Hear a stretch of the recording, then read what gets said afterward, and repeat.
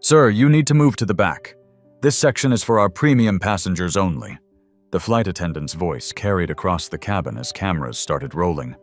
David Wright looked up from his phone, his expression unchanged. He wore faded jeans, a gray hoodie, and carried a worn leather briefcase. Nothing about him screamed wealth or power. To everyone watching, he was just another passenger being told he didn't belong. The woman standing over him. Sarah Mitchell tapped her tablet impatiently. Sir, did you hear me? You're in the wrong section. David held up his boarding pass. Seat 1A, first class. Sarah's eyes narrowed. That has to be a mistake. Let me see your ID. Around them, 12 passengers had their phones out. Twitter user at Skywatcher was already live tweeting the confrontation. Have you ever watched someone's entire world change in 45 minutes? Because these real-life stories and black stories show how touching stories can become life stories that reshape entire industries. The departure board above Gate 23 flashed red. Flight 447 to Chicago, boarding complete in 37 minutes. Sarah examined David's boarding pass like it was counterfeit currency. Her colleague Jessica approached from the galley. Problem, Jessica whispered loud enough for nearby passengers to hear.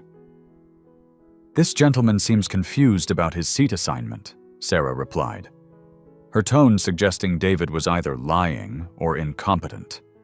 David remained seated, buckled in briefcase at his feet. Ma'am, I understand there might be confusion. Could you please check your system? Sarah's fingers flew across her tablet. She frowned, tapped it again, then shook her head. Sir, our records show you purchased an economy ticket. You'll need to move to your correct seat in coach. That's incorrect, David said quietly. He pulled out his phone and showed her his mobile boarding pass. First class seat 1A paid for 3 weeks ago. An elderly white man in seat 2A leaned forward. Son, maybe you should just take your real seat. No need to cause trouble. Sarah nodded approvingly. Exactly, sir. Are you sure you didn't mean to book coach? These mistakes happen when people aren't familiar with the booking process. The condescension hung in the air like smoke. David's jaw tightened almost imperceptibly. He reached into his briefcase and retrieved a platinum airline status card, placing it on the tray table. 340,000 miles flown with Atlantic Airways, he said. Platinum status for 6 consecutive years. Sarah barely glanced at it. Anyone can get those cards online now. Sir, I'm going to need you to gather your belongings and move to your assigned seat. At Skywatcher's fingers moved rapidly across her phone screen. Live black passenger being systematically humiliated on Atlantic Airways Flight 447. This is insane Atlantic discrimination. The tweet was retweeted 47 times in 2 minutes. Captain James Rodriguez emerged from the cockpit. At 52, he commanded respect through presence alone. His silver hair was perfectly styled, his uniform pressed to military precision. What's the situation? He asked Sarah, not looking at David. Passenger in the wrong seat won't move to coach where he belongs. Rodriguez sized up David with a glance. Hoodie jeans sneakers. His assessment was immediate and wrong. Sir, you're holding up departure. I need you to take your correct seat immediately. David looked up calmly. Captain, I'm in my correct seat. First class 1A. Here's my boarding pass, my ID, and my frequent flyer card. Rodriguez didn't look at any of them. Son, I've been flying for 15 years. I know when someone's trying to scam and upgrade. Sarah, call ground security. The passengers in first class shifted uncomfortably. A woman in 3B started recording with her phone. A businessman in 4A looked up from his laptop, frowning. David pulled out his phone and began recording. For the record, it's 2:47 p.m., Flight 447. I'm being asked to leave my paid first-class seat despite having proper documentation. Sir, put that phone away, Rodriguez commanded. You're being disruptive. I'm documenting discrimination, David replied evenly. Sarah was already on her radio. Ground control, we need security at gate 23. Passenger refusing to comply with crew instructions. The man in 2A shook his head. Just move to coach, buddy. You're making this harder than it needs to be. But the woman in 3B spoke up. Wait, he showed you his boarding pass. Why aren't you checking it? Sarah's face reddened. Ma'am, please don't interfere. This gentleman clearly purchased an economy ticket and is trying to get a free upgrade. How do you know that? The woman pressed. Experience, Sarah replied curtly. David made a phone call. The conversation was brief, his voice low. Yeah, I'm running late. Start without me. I'll handle this personally. Rodriguez overheard. Handle what? Sir, who are you calling David? Didn't answer. He was taking notes on his phone, documenting every word, every action. At Skywatcher's follower count jumped by 300 as her live stream gained traction. Comments flooded in. This is 2025. How is this still happening, Sue? Them record everything. The gate agent's voice echoed through the terminal. Final boarding call for Flight 447 to Chicago. All remaining passengers please board immediately. Two security officers approached. Mike Santos, a 20-year veteran, and Lisa Chen. What's the problem? Santos asked. Rodriguez pointed at David. Passenger in wrong seat, refusing to move, being disruptive. Santos looked at the scene. A well-dressed man sitting calmly in first class, surrounded by crew members and passengers with phones out. Sir, can I see your boarding pass? David handed it over without protest. Santos examined it carefully, compared it to David's ID, then looked at his radio. This shows first class seat 1A, Santos, said to Rodriguez. It's clearly fraudulent, Sarah interjected. He's trying to scam and upgrade. Santos looked at her skeptically. Ma'am, these boarding passes come directly from your system. How would it be fraudulent? Sarah faltered. Well, these people know how to manipulate the system. The words hung in the air. Even passengers who hadn't been paying attention looked up. These people wasn't subtle. David remained perfectly still, but his eyes met Santos. The security officer had heard those words before, understood their meaning. Sir Santos said to David, would you mind stepping off the aircraft for a moment, just to verify everything with the gate agent? It was a reasonable request, delivered respectfully. David nodded and stood. As he gathered his briefcase, his phone buzzed. A text message flashed briefly on the screen before he closed it. The woman in 3B caught a glimpse. Board meeting moved to conference room A, emergency session. She frowned, wondering what kind of emergency board meeting a coach passenger would know about. The departure board now showed Flight 447 delayed 23 minutes.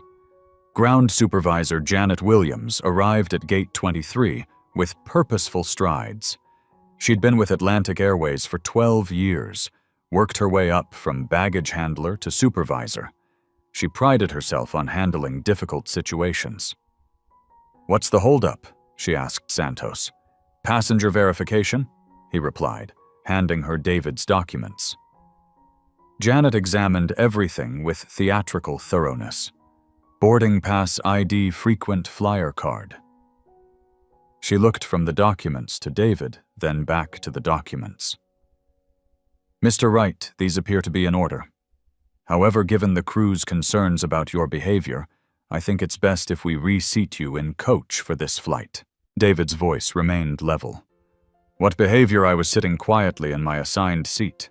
You are being argumentative with the flight crew. I was providing documentation when they claimed I was in the wrong seat. Janet's expression hardened. Sir, arguing with me won't help your cause. You can take your assigned coach seat, or you can take the next flight. Those are your options. Back on the plane at Skywatcher's live stream had exploded. The hashtag Atlantic Airways discrimination was trending. Her viewer count hit 1,500 and climbing. Her commentary was running live. They forced him off the plane now. This man has a first-class ticket, showed multiple forms of ID, and they're treating him like a criminal. This is what discrimination looks like in 2025. Comments poured in faster than she could read them. Save this video as evidence. What's his name? He needs a lawyer. Atlantic Airways stock is going to tank. Someone find out who this guy is. Inside the terminal, other passengers from the flight had gathered to watch. Several were recording. A teenage girl was streaming on TikTok. A businessman was updating his LinkedIn feed. David looked at his watch. A habit, perhaps, but Janet noticed it was expensive. Very expensive. More than her monthly salary expensive. "Sir, I need your decision coach seat or next flight."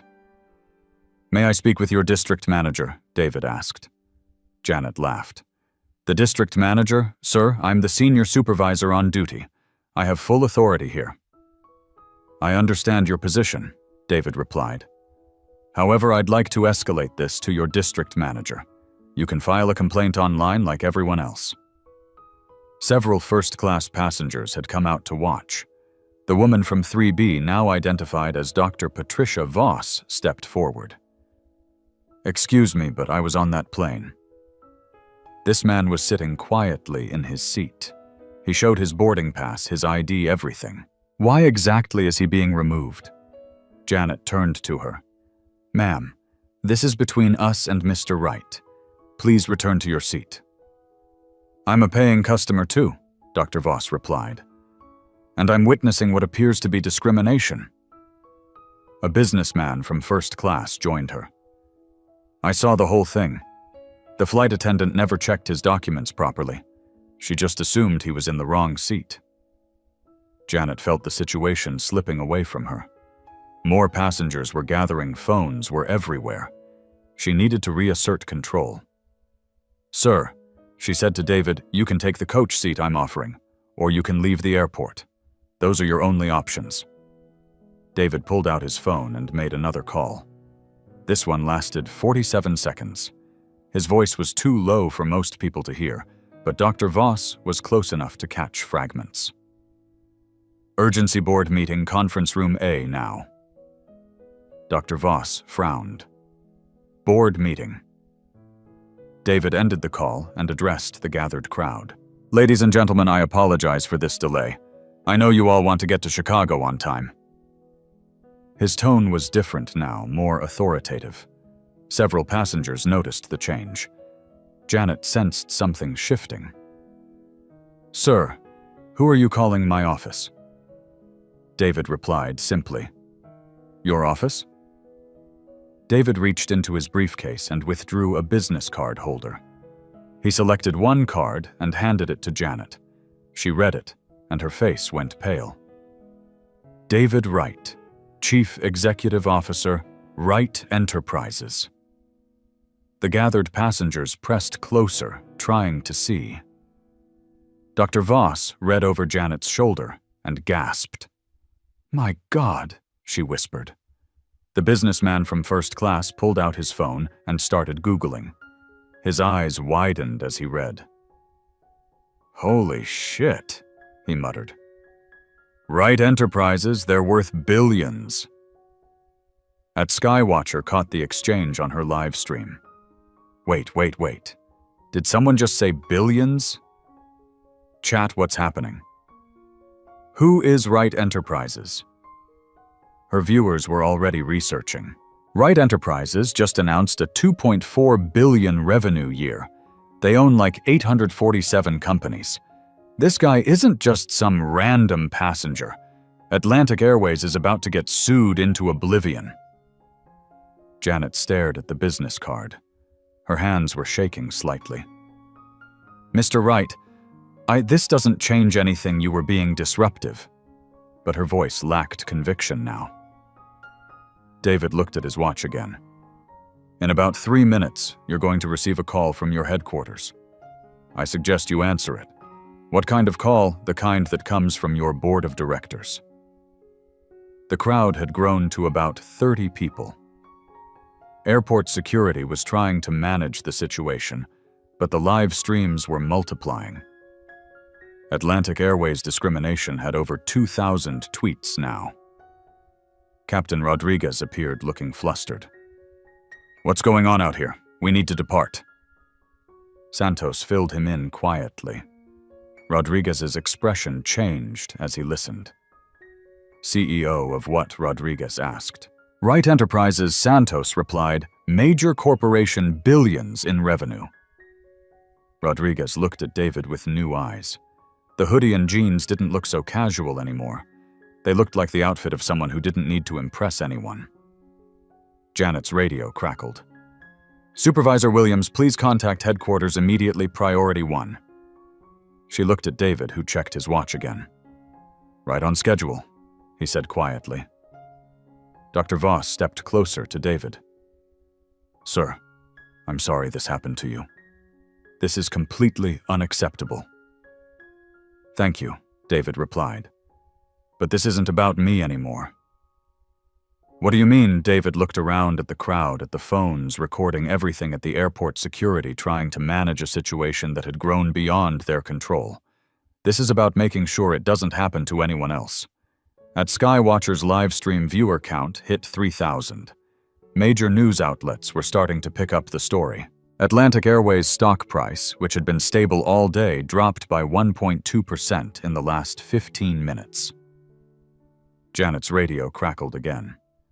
"Supervisor Williams' CEO Patricia Vance needs to speak with you immediately."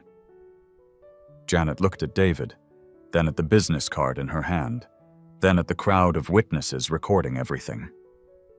"This is about to get very interesting," Dr. Voss muttered to the businessman beside her. David opened his briefcase and pulled out a folder. Inside were documents that would change everything. "Actually," he said to Janet, "there's something else you should know." The crowd leaned in, sensing that whatever came next would be the moment everything changed. David's phone buzzed with a text. "Board is assembled, awaiting your call." He looked up at Janet, at Captain Rodriguez, at Sarah, who had joined them from the plane. "Shall we discuss this inside? I think you're going to want privacy for this conversation." The gate area had transformed into an impromptu amphitheater. Passengers sat on chairs, stood against windows, and leaned against pillars. The live streams had multiplied. At Skywatcher now had 4,000 viewers. 3 other passengers were streaming simultaneously. David stood calmly in the center, his briefcase open documents arranged methodically on a nearby chair. "Ladies and gentlemen," he began, his voice carrying easily across the space. "I want to apologize for the delay. I know many of you have connections to make, families to see, business to conduct." Janet Williams stood frozen. Patricia Vance's direct number displayed on her phone screen. She hadn't made the call yet. "Before we resolve this situation," David continued, "I think everyone deserves to understand what's really happening here." He pulled out a leather portfolio and opened it. The first document was a stock ownership certificate. 6 months ago, Wright Enterprises acquired a 23% stake in Atlantic Airways. The words hit the crowd like a physical force. Gasps, muttered curses, someone saying no way loud enough for everyone to hear. Captain Rodriguez stepped forward. "That's impossible. I would have heard about a major acquisition like that." David looked at him calmly. "Captain Rodriguez, you've been with Atlantic Airways for 15 years. Excellent safety record, by the way. I've reviewed your file." Rodriguez's face went white. "You've reviewed my file. Wright Enterprises reviews all key personnel files for companies in our investment portfolio. Standard due diligence." Sarah Mitchell, who had been lurking at the edge of the crowd, suddenly understood the magnitude of what had just happened. She discriminated against someone who effectively owned nearly a quarter of the airline. Dr. Voss was recording with her phone, but she lowered it slightly. "Mr. Wright, are you saying you own part of Atlantic Airways 23%? David confirmed. which makes Wright Enterprises the second largest shareholder. He pulled out another document. Atlantic Airways, fiscal year 2024. Total revenue, $8.2 billion. Wright Enterprises investment, $1.9 billion. The businessman from first class was frantically taking notes. This is incredible. This guy isn't just wealthy, he's one of the owners of the airline. At Skywatcher's stream was exploding with comments. He owns the airline. This is the best plot twist ever. Atlantic Airways is so screwed. Someone's getting fired in real time. David reached into his briefcase again. There's more context you should have. He produced a thick folder labeled Atlantic Airways Corporate Account Summary. Wright Enterprises books approximately 847 flights per year with Atlantic Airways. Our annual travel expenditure with this airline, $1.2 million. Janet finally found her voice. Mr. Wright? I had no idea. Of course you didn't, David interrupted gently. That's the point. A customer's treatment shouldn't depend on their net worth or their position. It should be consistent and respectful. He opened the folder and pulled out several pages. My personal account with Atlantic Airways Platinum status for 6 consecutive years, 340,000 miles flown. Last year alone, I took 63 flights with this airline. Captain Rodriguez was staring at the documents like they might disappear if he blinked. Sir, we had no way of knowing. Captain, that's exactly the problem, David replied. You made assumptions based on my appearance.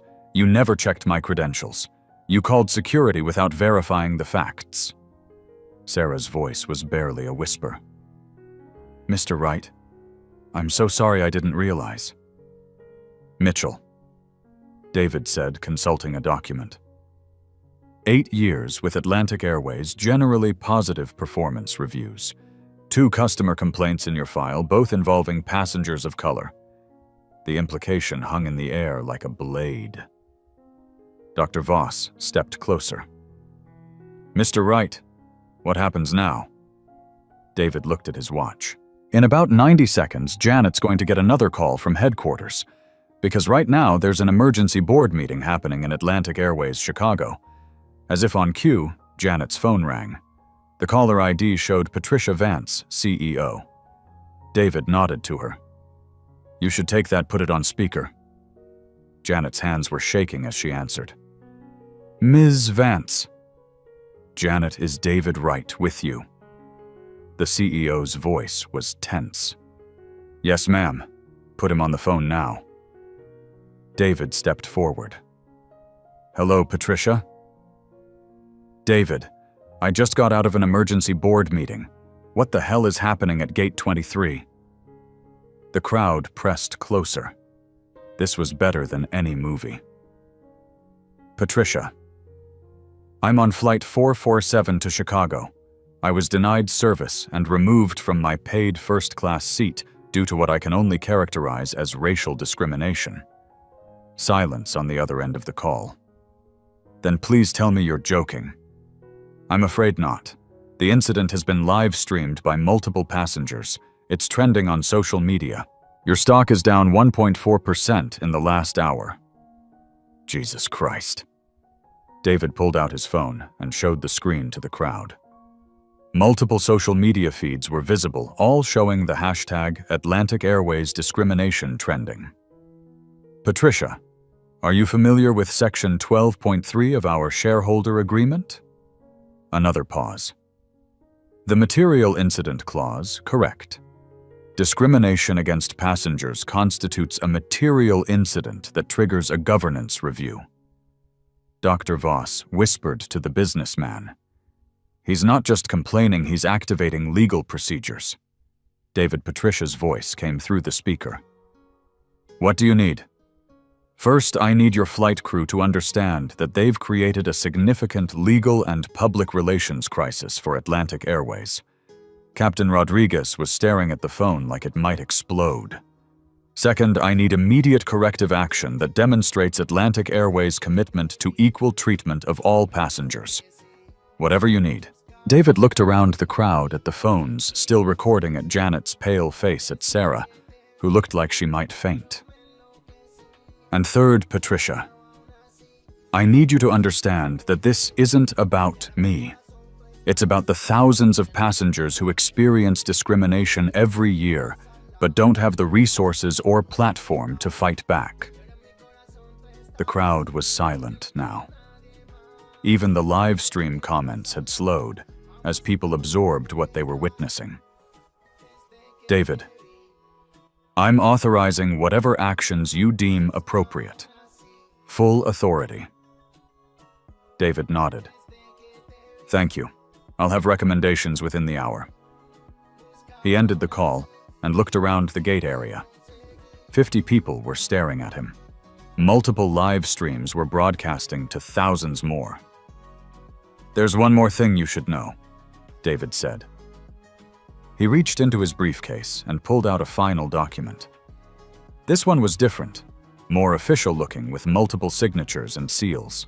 Last year, Atlantic Airways received an anonymous donation of $500,000 to fund diversity and inclusion training. He held up the document. The donation came from the Right Foundation, my foundation. The revelation hit like a thunderclap. Sarah actually gasped out loud. I've been trying to help this airline improve its culture for over a year, David continued. Today I experienced firsthand why that help is desperately needed. At Skywatcher's voice came through her live stream. Chat, are you getting this? This man has been trying to help the airline and they discriminated against him. This is unreal. David closed his briefcase with deliberate precision. Now, shall we discuss how to ensure this never happens again? Janet's phone rang again. This time, it was the Atlantic Airways legal department. The real work was about to begin. Conference Room A at Atlantic Airways headquarters was normally used for quarterly reviews and budget meetings. Today, it had become the epicenter of a corporate crisis. Patricia Vance sat at the head of the mahogany table surrounded by 8 board members, the company's legal team, and her senior vice presidents. The room's video wall displayed 3 feeds. The live stream from Gate 23, Atlantic Airways stock chart showing a steady decline, and a Twitter analytics dashboard tracking Atlantic Airways discrimination. Patch Mr. Right through to the main screen, Patricia ordered. David appeared on the 75-inch display, standing calmly in the gate area with Janet Williams beside him. The crowd of passengers was still gathered, phones still recording. David, you have the floor, Patricia said. David had positioned himself so the crowd could hear both sides of the conversation. This wasn't going to be a private settlement discussion. This was going to be transparency in real time. Thank you, Patricia. Before we discuss solutions, I think the board needs to understand the full scope of what happened here. He gestured to Sarah Mitchell, who had reluctantly joined the group at the gate podium. Ms. Mitchell, would you please tell the board what you said when you first approached me? Sarah's voice was barely audible. I told you that section was for premium passengers only, despite the fact that I was holding a first-class boarding pass, yes. And when I showed you my platinum frequent flyer card, I said anyone could get those cards online. Board member David Kim leaned forward in Chicago. Ms. Mitchell, what made you assume Mr. Wright's documents were fraudulent? The question hung in the air. Sarah looked around desperately, seeking an escape from a truth everyone already knew. David answered for her. I'll save Ms. Mitchell the discomfort of answering. She made assumptions based on my appearance. A black man in casual clothes couldn't possibly belong in first class. Patricia rubbed her temples. David, what are your immediate demands? Let me present the facts first. Then we'll discuss solutions. David pulled out his tablet and connected it to his phone's hotspot. Within seconds, he was sharing his screen with the conference room. Atlantic Airways Financial Performance, Q4 2024. Total passengers 47.2 million. Customer satisfaction rating 3.2 out of 5. Industry average 3.8. The board members were taking notes furiously. Discrimination complaints filed with the Department of Transportation against Atlantic Airways in 2024, 147. That's 43% higher than the industry average. Patricia's face was grim. David, we weren't aware the numbers were that high. Because your complaint resolution system is designed to discourage reporting, not encourage it. David pulled up another slide.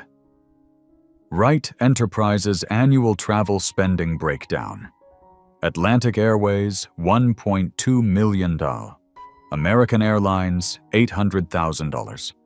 Delta, $650,000. The implications were clear. Atlantic Airways was getting the largest share of a multi-million-dollar corporate travel budget.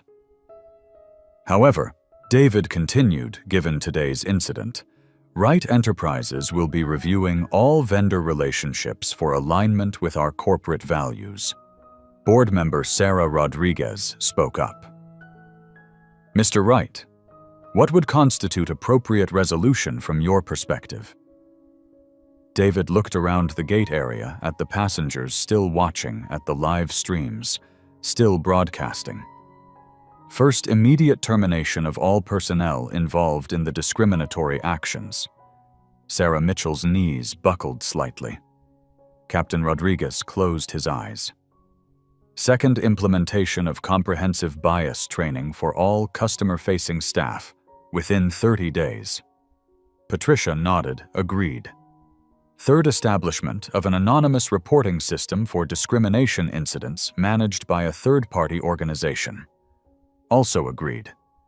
Fourth, creation of a $500,000 fund dedicated to diversity and inclusion initiatives. The board members exchanged glances. $500,000 was significant, but not catastrophic. And fifth, David continued a public apology from Atlantic Airways, acknowledging systemic failures in equal treatment of passengers. Patricia paused. David, a public apology could expose us to significant legal liability. Patricia, your current legal liability is already significant. There are approximately 4,000 people watching this conversation live. Your stock has dropped 2.1% in the last 2 hours. Your choice is between controlled transparency and uncontrolled crisis. Legal counsel whispered something in Patricia's ear. She nodded grimly. A conditions accepted, she announced. The crowd at the gate erupted in applause. At Skywatcher's comment section exploded with celebration emojis. But David wasn't finished. There's one additional requirement, he said. The conference room fell silent. I want real-time implementation, not promises, not future commitments. Changes implemented within 72 hours. That's impossible, protested VP of Operations Michael Torres. Union agreements, legal reviews, system updates, David interrupted. Michael, I've reviewed your operational capabilities. When weather emergencies require rapid schedule changes, you can reorganize your entire system in 6 hours. When you have the will, you have the way. Patricia leaned back in her chair. What specifically do you need in 72 hours? David pulled up another document on his tablet. Miss Mitchell and Captain Rodriguez terminated within 24 hours. Replacement training materials developed and deployed within 48 hours. Anonymous reporting system operational within 72 hours. And if we can't meet that timeline, David looked directly into the camera. Then Wright Enterprises will divest our Atlantic Airways holdings and recommend that our network of partner companies do the same. The threat was devastating. Wright Enterprises wasn't just a large investor. They were connected to dozens of other corporations, that collectively represented millions in annual travel spending. Board member Jennifer Walsh asked Mr. Wright, "How do we know these changes will be sufficient?" "You don't," David replied. "But you'll have quarterly reviews with independent auditors to track progress. Full transparency, public reporting." Patricia looked around the conference room. Her board members were nodding. The legal team was scribbling notes frantically. The stock price continued its decline. "David, we accept all conditions." The crowd at the gate erupted again. Several passengers were wiping away tears. Dr. Voss was shaking her head in amazement, but David still wasn't done. "There's one final element," he said. "Personal accountability." Patricia's expression tightened. "What do you mean executive compensation should be tied to diversity and inclusion metrics? Starting with your compensation." "Patricia." The conference room went dead silent. 20% of executive bonuses tied to measurable improvements in equal treatment outcomes, quarterly assessments, public reporting. Patricia stared at the screen for a long moment. Around the conference table, 8 board members waited for her response. "Agreed," she said finally. David nodded. "Then we have a framework for moving forward." He looked around the gate area one more time. "Ladies and gentlemen, I apologize again for the delay. However, I hope you can see that sometimes delays serve a greater purpose." The crowd broke into sustained applause. Janet Williams stepped forward. "Mr. Wright, what happens now?" David smiled for the first time since the incident began. "Now, Janet, we fix the system, and we make sure every passenger is treated with dignity and respect." He looked back at the camera. "Patricia, I'll expect the implementation timeline by email within 4 hours. You'll have it in 2, she replied.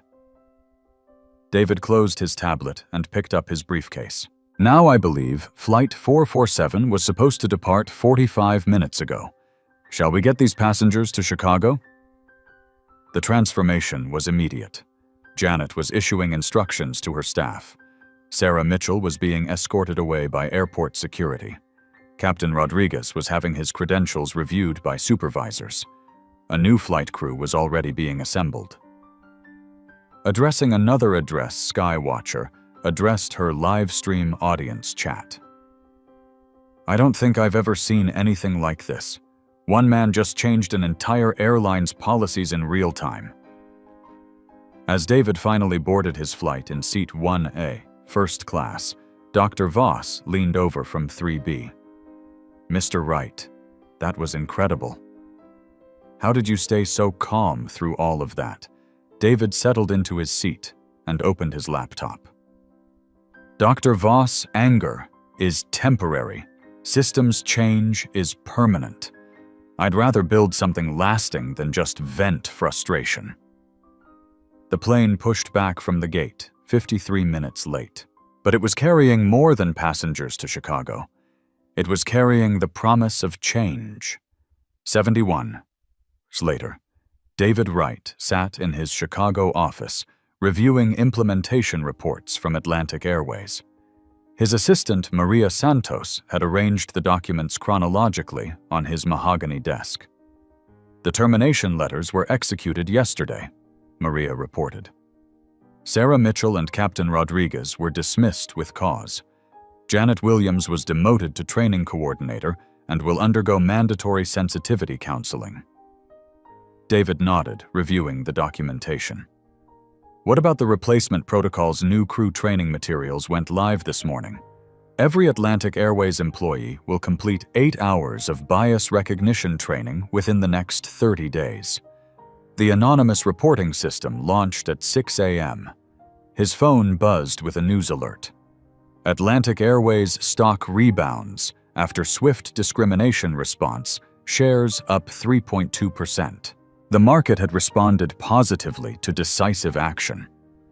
Investors appreciated companies that addressed problems quickly rather than letting them fester."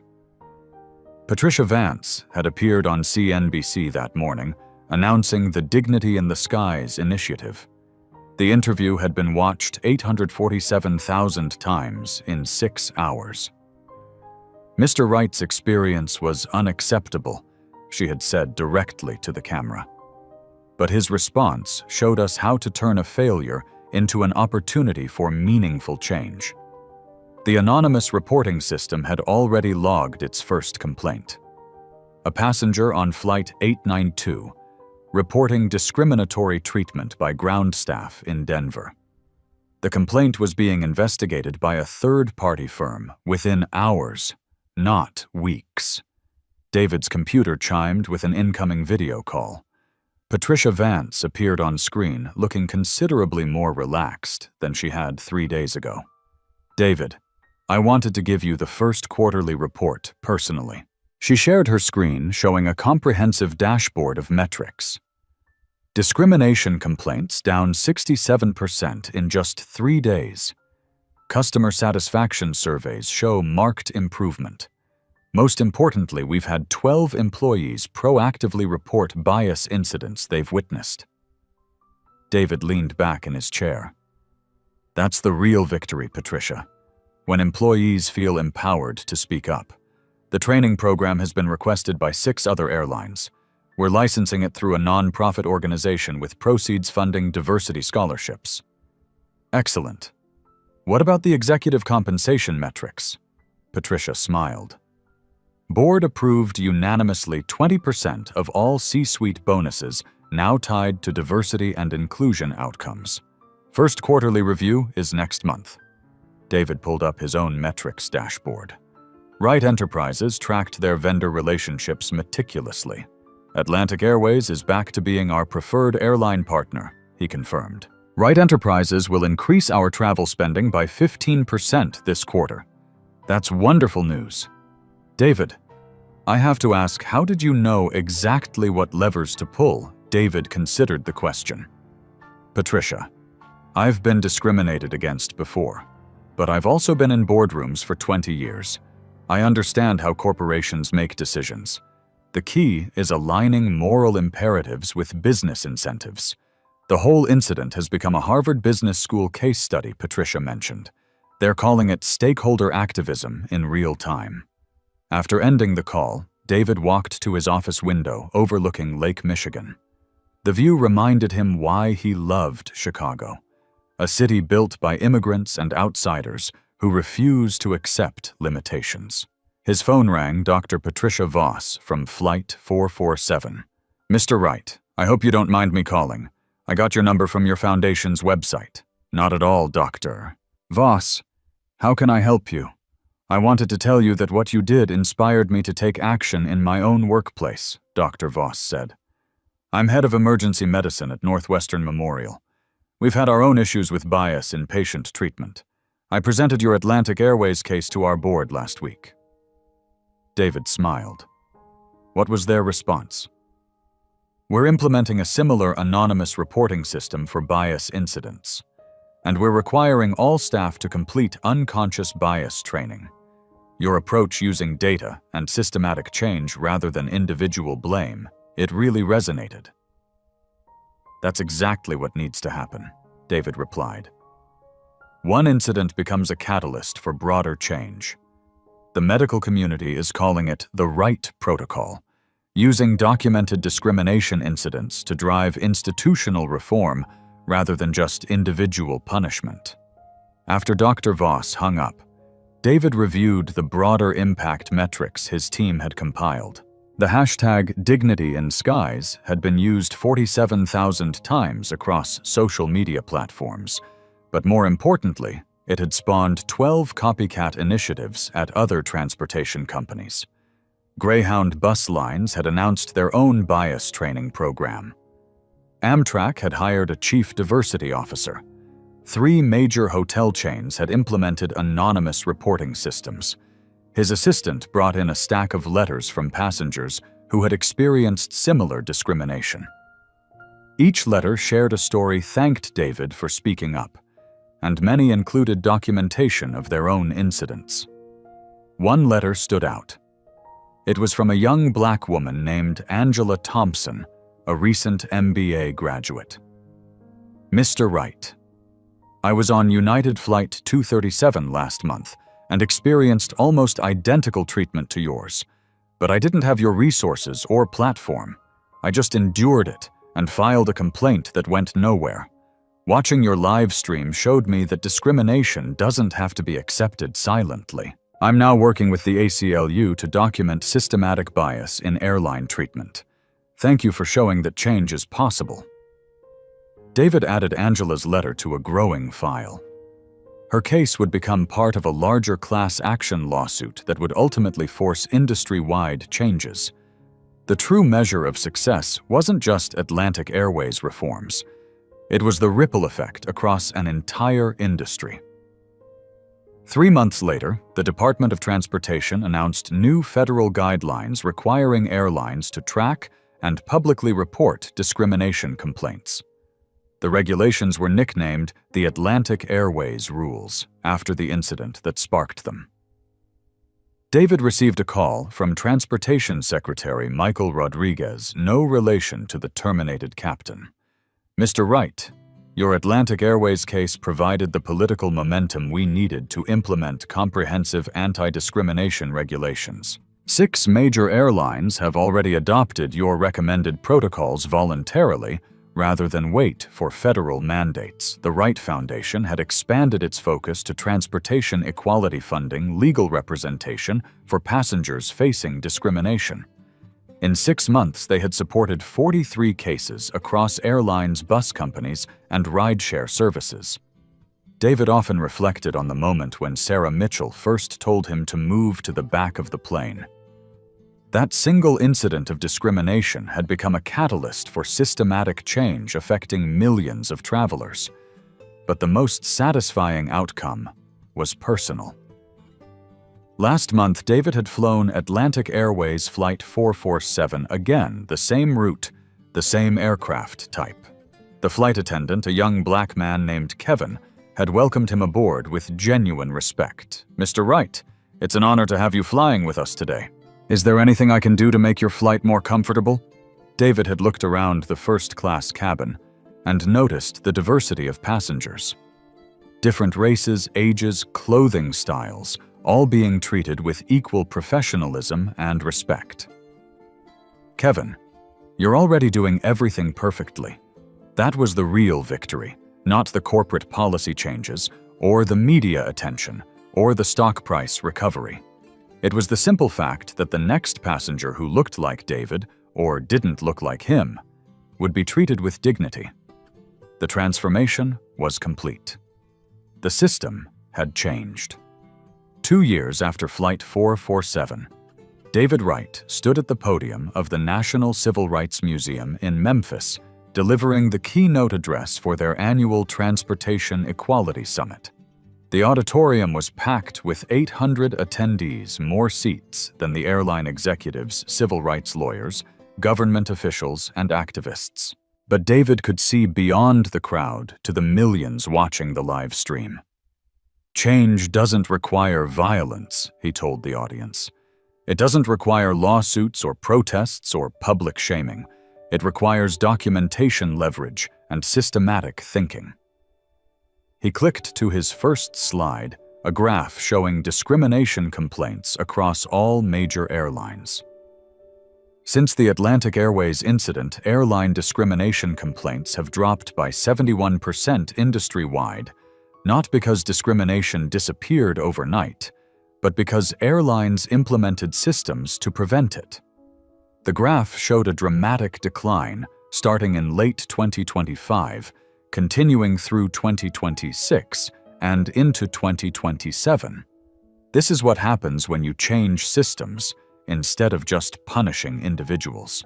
The audience included Sarah Mitchell, the former flight attendant, who had triggered the entire incident. After her termination from Atlantic Airways, she had undergone extensive bias training and now worked as a diversity consultant helping other companies avoid the mistakes she had made. She raised her hand during the Q&A session. "Mr. Wright, I'm Sarah Mitchell. I was the flight attendant on Flight 447. A murmur went through the crowd. This was unexpected. Sarah David said warmly, "Thank you for being here.